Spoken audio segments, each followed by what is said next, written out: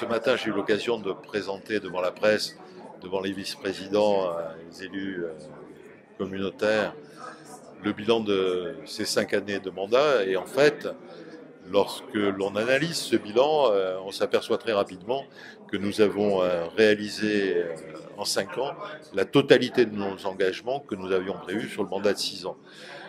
Donc c'était la première chose. La deuxième chose, vous savez que je suis extrêmement sollicité pour me présenter aux élections municipales d'Avignon.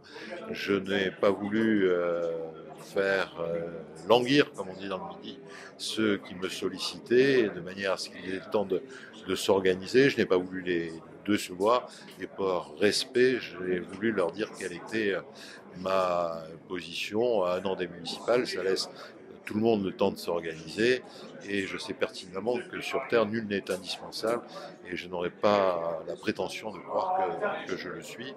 Et puis troisièmement, le budget du Grand Avignon a été voté, donc la totalité des projets de cette dernière année est engagée.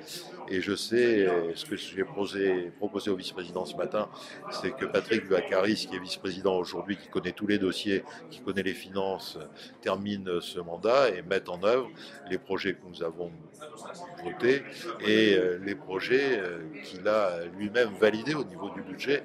Donc ça a fait l'unanimité au niveau des vice-présidents. Bien sûr, c'est une élection et on convoquera un conseil communautaire pour organiser l'élection du président. Écoutez, très sincèrement, j'ai dans quelques mois 68 ans. Si je m'engage encore pour 6 ans, parce que 6 ans c'est la durée d'un mandat municipal ou d'un mandat communautaire, ça va me mener à 74 ans. Je pense que c'est pas très sérieux et qu'aujourd'hui on a un devoir de faire la place aux jeunes et c'est ce que je fais avec grand plaisir.